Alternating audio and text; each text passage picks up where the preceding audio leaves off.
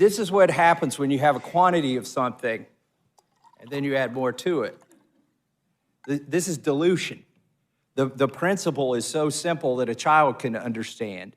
And you can create this little science project at home. Sorry, you can have your tea back. Okay.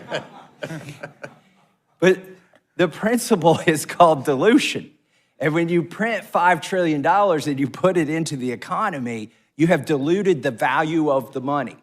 So for instance, if you had a minimum wage at some amount, and somebody was making minimum wage, and they were still making minimum wage after this money was printed, they actually are making considerably less in terms of real dollars. It's dilution.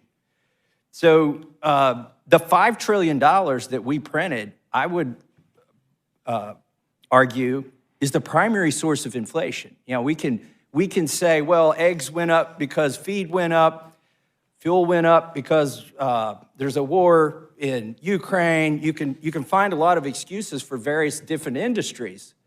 But what is the probability that every price went up all at the same time? You can't blame them on specific supply chain problems.